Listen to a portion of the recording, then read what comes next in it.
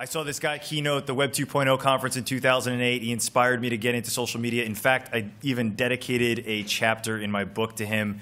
I'm lucky enough to call him a friend over the past couple of years, and he's here for you this afternoon. He is a New York Times best-selling author, CEO and founder of VaynerMedia, a 300-person social media ad agency based in New York City. Ladies and gentlemen, please give a warm Westchester welcome to Mr. Gary Vaynerchuk.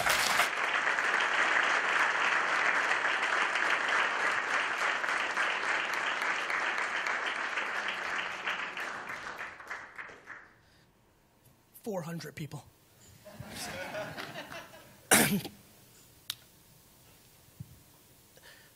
So the thing that I think a whole lot about is how it surprised. I tried to sit, it didn't work.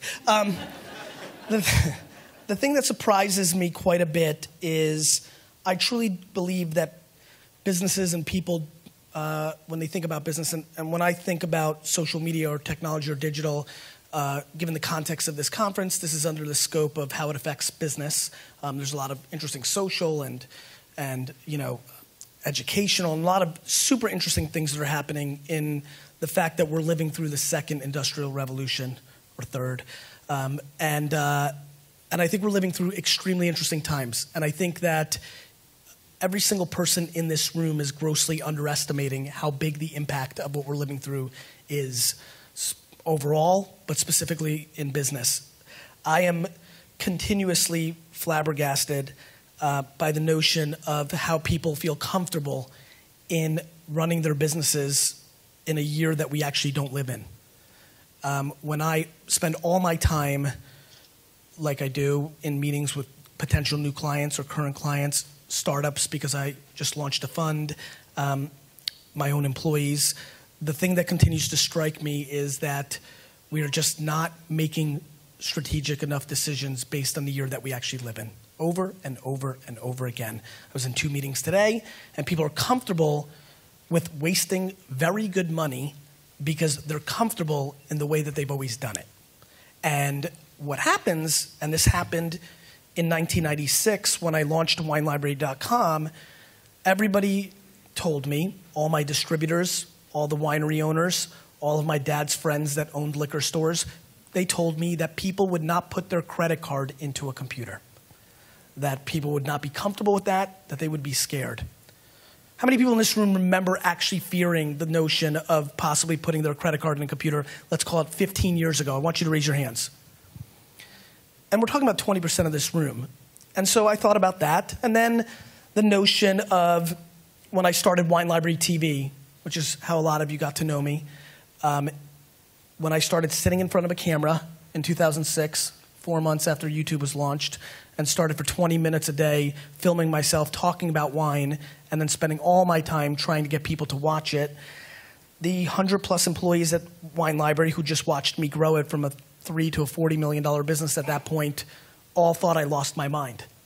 All could not understand why I would spend my time investing in putting out a show on YouTube, and then got really scared the next year when Twitter came out and I was spending 12 hours a day sending tweets, which, right now would be considered extremely aggressive and wouldn't make a lot of sense to a lot of people. You can't imagine how everybody viewed it in 2007. I am going to buy the New York Jets. And the reason that is going to happen is really interesting to me. See, I don't think I'm really that talented in most things. The only talent that I think really over-indexes for me when it comes to business is truly understanding that innovation has never cared about anybody. That innovation has put out businesses, the biggest businesses, businesses in between, that entrepreneurs and CEOs and individuals make the mistake of being either romantic or naive to what's actually happening around them. And I also understand that now that the internet is 20 years old, it is at scale that is actually creating the speed of innovation that we're actually living through today. I was just on a call on the way up here with a organizer of a conference I'm speaking to on Monday in Miami, and it is the Black Service Limousine Conference. This is the owners of the biggest black car, Carry, XYZ, the biggest limousine companies in the world. And she's telling me what they all do and how they fight with each other. And I'm like, I bet you they all rallied together to fight against Uber. And she said, yep. And I sit there and I think about a company like Uber that is now selling shares of its stock for $10 billion in the secondary market that didn't exist 36 months ago. And I think about all the owners of those black car services that didn't care when it launched or didn't think it was going to work, or all the arguments that I heard when I invested in it. Things like, nobody in New York City will ever use that. There's plenty of taxi cabs. We are living through the gross underestimation of what's happening. See, people don't buy an Uber or use an Uber because they need the taxi service. They're buying time. We're buying time. Those extra 7 minutes are worth it for a certain segment of society, and that's why they do it. How many people in this room actually get mad when another human being calls them? Raise your hand. I want you to raise it. Now hold on. I actually want you to raise it high, and I want people in the front row to look back and look around. I want everybody to understand. We are now living, raise it high. We're living in a world right now where 35 to 40% of the people, maybe 25 to 35% of the people in this room have raised their hand to the notion that when another human being has called them, that is a bad thing, because we now live in a world where we value our time so much that we don't understand why somebody would call us and take away our time, why they wouldn't text or email us so we could respond to them on our time.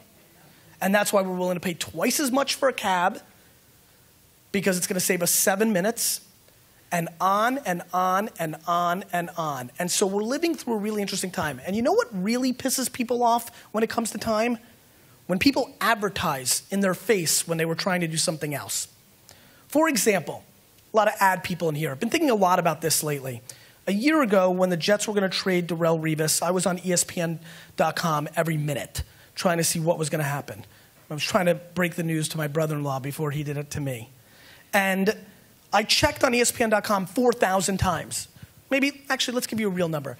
I probably looked at it probably 1,400 times over a 1-week span. Every single time I did that, a Samsung banner ad popped up, right? Samsung had bought clearly a lot of inventory promoting whatever they were promoting. Now, back home at Samsung and the advertising agency, they were thrilled with the 1,400 impressions, right? Lots of impressions. They were even more happy with my click-through ratio, because as many of you know, those banner ads on the phone, those little X's, small. Thumbs, big. So of those 1,400 impressions, I think I clicked the ad 24 times.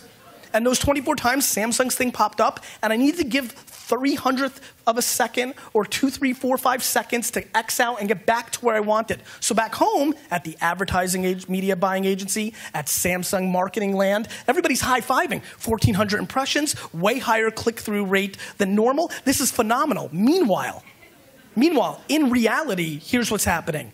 Gary Vaynerchuk calls his wife and says, Lizzie, this family is never buying another Samsung product again. And then I tweet to my 1 million followers, which 3,000 people see because there's plenty of noise, and I tell them how much I hate Samsung. And then I, for an entire year and a half now, have been going on tour telling anybody I can how much I hate it. And right now I'm trying to influence your decision-making around Samsung. So the data shows real good stuff, but in reality, it didn't work. We live in a world where for the last 70 years in marketing and advertising, we've tried to play, and we play a game of width. We play a game of width.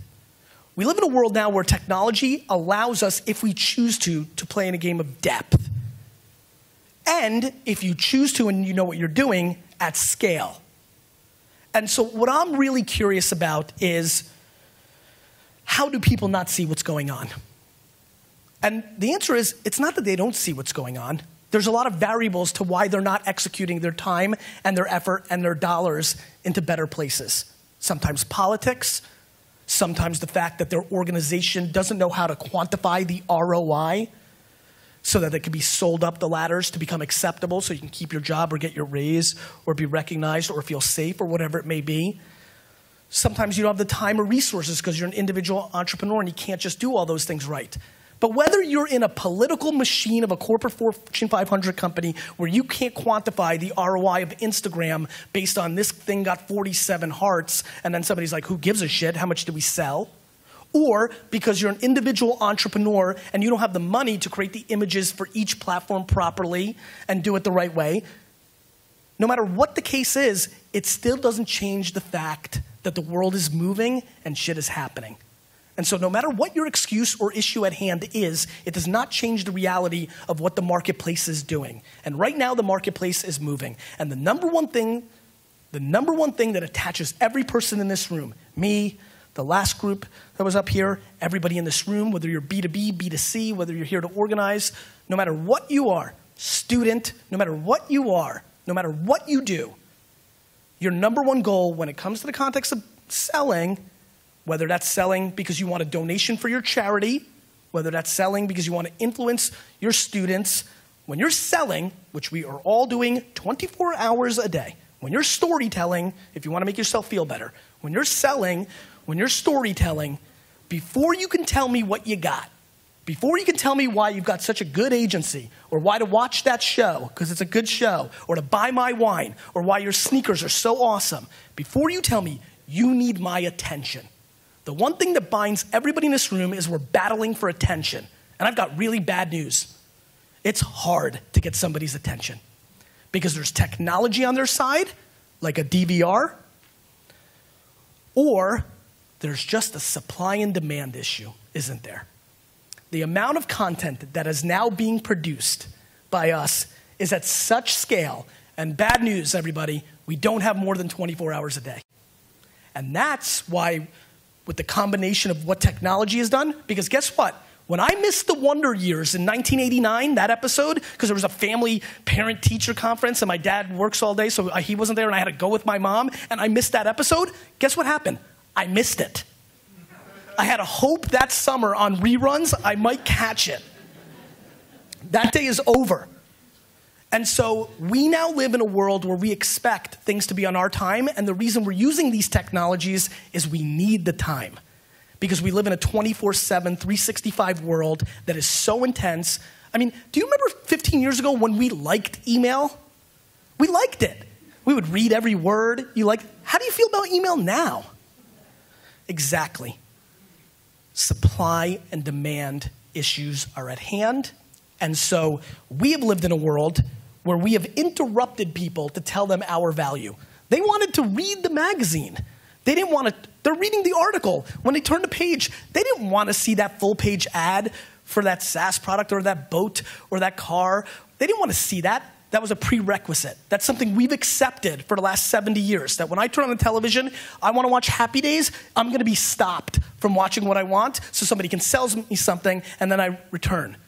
But the problem is, as our attention shifts to a more and more digital world, and you start looking at the behavior of every end user, which is we will use every piece of technology to our advantage and every hack to make sure we do not consume something we don't want, AKA every 14-year-old in America, when they go to YouTube, open up 15 browsers and let the ads run and then come back and actually watch what they want to watch. Meanwhile, we're super pumped with all our fucking impressions on the pre-roll.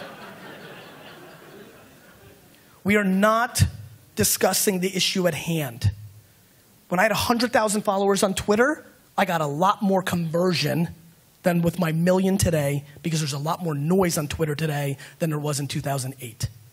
It's just the same old game. And so what I do, my friends, very simply, is for myself, for my family business, for my brand, for my clients, for whoever listens, for my startups, all I try to do is market in the year that we're actually living. Take advantage of the opportunity in front of us while it's there before marketers ruin it. Because that's what we do. We ruined television. We've ruined the internet marketing world. We've ruined email marketing. Email marketing used to be awesome. Used to get 90% open rates in 1996 until we all signed up for Living Social and Groupon and every other email service. And now Google's been forced, Google, who only makes decisions on data, has been forced. How many people here have Gmail? Notice 9 months ago what Google did? Created a promotions tab to take all that stuff and take it away because they were watching your behavior that you were actually starting to use email less because you were getting so much spam. And we don't self-police ourselves. We don't unsubscribe enough. It's quicker to just delete it again than it is to unsubscribe. We don't unfollow people on Facebook and Twitter enough. You're still following your girlfriend's boyfriend from high school on fucking Facebook. We just don't do it. You know why? Because we value time. Deleting, 1/100th of a second. Unsubscribing, 15 seconds. We go with time. And that is something everybody's underestimating. That we go with time, that we go with value, that's where we need to go. And the other thing we do poorly, and this is fun because there's a lot of smart marketers in this room, and I've just come into the world in the last 3-4 years to the corporate and agency kind of world. And what I've learned is that, it's got so many similarities to the wine world. If the Wine Spectator and Robert Parker said something, well, then everybody went with it. I'm having a field day laughing at the articles written right now by the industry magazines on the organic reach drop of Facebook. Everybody's talking about it. I'm seeing brands think there's, I remember that food site decided to write a letter to Facebook, "Dear Facebook, we're breaking up." And I'm sitting there laughing, and I'm like, my God, at the same moment when everybody is talking about how bad Facebook marketing is, at this moment, right this second, as I stand on this stage, Facebook's digital products, specifically unpublished posts, dark posts, are probably the best marketing tool that I've seen since Google AdWords in the early 2000s. The highest, that for the first time since I've been in the game, I feel confident to take direct response and conversion-based clients as clients at VaynerMedia because I know how to drive actual conversion results. Right now, while everybody's saying Facebook stinks and it's not good anymore, because what everybody does is decides to look at the negative instead of the positive, right? It doesn't give us any more organic reach, free reach. TV doesn't give you free reach. Banner ads don't give you free reach. That ad you bought in a newspaper doesn't give you free reach. They're not giving you anything for free. And so I'm very confused. I'm a confused dude, my friends. Very confused as how do people live in 2014 one way in the way they actually behave, in the way they do their things, and then for some reason, the second they put on their hat to go to work, to market, or to sell, they go in a completely different direction. They completely disregard all their actions at home. Every TV person I talk to, because I'm just fascinated, they DVR HBO and Netflix, everything they watch. And they peddle TV commercials? Of course. It's in their best vested interest. And I respect that. And look, I think live TV commercials, I think Super Bowl ads might be undervalued by 4x. I don't think anything's dead. I just don't think things are worth as much as they are when the attention of all of us isn't there anymore. How can a billboard be worth the same price today that it was 5 years ago in a world where every person here, when they leave this conference, when they go in their car, if they're a passenger, is looking at their phone the entire time until they get to wherever they're getting, and they're not seeing that billboard. And as a matter of fact, not only the passenger, my friends, the drivers, it's scary out there. I actually have reverted back to driving with two hands because I'm so scared of you jerk-offs. Because every time I look to see how many people are looking at billboards, what I'm really realizing is, forget about billboards, nobody's looking at the fucking road. And so who here is going home and going through their direct mail super carefully tonight? And who here can't wait to open up a laptop and click the next banner ad they see on the right side? An industry that deems success with a 0.01 conversion rate. We live in a world where we accept things, and we accept them. Every time I get in front of a room, I was fortunate enough to just sit in front of the CEO of a major supermarket, the biggest one now through a merger at a PE firm, and we're talking, and I'm explaining, and then the pokes come, and I love it. What's the ROI, and what? And I'm like, cool. Before I answer what this is going to do when you put a head of lettuce in a feed to somebody who's bought lettuce before and all these other things, before I tell you what that value is, just tell me once and for all what the ROI of your radio ads are. And the millions of dollars I'm seeing here in direct mail, and the ungodly amount of money you're spending on local television. Just tell me what the ROI is. My friends, here's what I know. I watch every day as entrepreneurs innovate and actually market and execute in the year we live in and have success. I see entrepreneurs that don't do that and they fail. I see Fortune 500 companies that market and innovate in the year that we actually live in succeed. And the ones that don't, fail. This is a very common theme. I stand in front of you here today completely confident that Walmart is out of business. Walmart. Because they allowed Amazon to out-innovate them in the future of what retail is going to be. And in 12 months, when every person in this room and every person in every small town in America can order from Amazon.com because the 13 warehouses are just about done, and they can get that delivery on the same day, you're all going to switch to it. And then somebody tells me the other day when we had this conversation, he said, no, but the experience of going to Walmart, people still like going. And this is somebody who has vested interest in that being the case. Because nobody likes that experience. And even more importantly, even if it was the single best experience in your life, you won't give it up for the amount of time that you're going to save by driving back and forth. Time, the health of you and your family. Number one, money.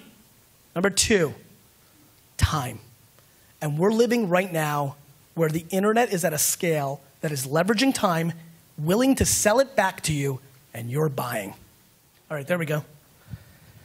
Thank you, Gary. I'm Phil Van Horn from Blue Rock Energy. The first thing I want to say to you is go Bills. Are you happy about your, are you happy with your Sammy Watkins? I think he's going to be a great receiver. Me too. I was devastated. You've talked about Amazon displacing Walmart, and Walmart had displaced the others with their innovation of just-in-time delivery. What's going to blow Amazon away? My gut is, and this is going to take, look, first Amazon's got to put Walmart out of business. That's going to take a decade to really materialize. But after that, my intuition, and this is where I'm not as good. I like seeing something, using it, and then making my, the reason a lot of people are like, man, your predictions are right. I'm like, because they already happened. Right? What I'm good at is seeing something happen, use it fast, and then talk about it because I believe, right? I didn't predict that Vine was going to do well. I saw that Vine was doing well. I spent a lot of time learning it, and then I talked about it. This would be me predicting. So this is where I missed the mark. I've learned this about me. But my intuition says it's going to come in the form of the smart kitchen, right? The smart refrigerator. When your refrigerator understands that you put 6 Bud Lights in your refrigerator, and over the next 3 days, you drank them 2 at a time every day. And then the next time, you put a 6-pack in, and through RFID or new image technology or whatever the technology of the day is to recognize that that's Bud Light. And the third time you put in your Bud Light and you start drinking it, by the time you put it in the 4th time and you pull those first 2 out and your refrigerator understands your rhythm, your refrigerator reorders the Bud Light for you and it shows up at your home in 2 days. That is when brands would be able to go direct to consumer. The problem for brands like Bud Light and all the brands I work with is something called channel conflict.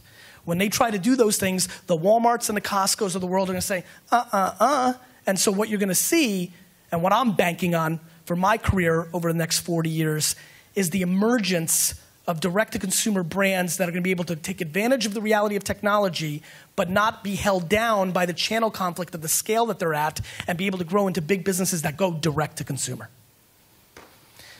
And that's how I see it. I got to get out of here. Thank you so much.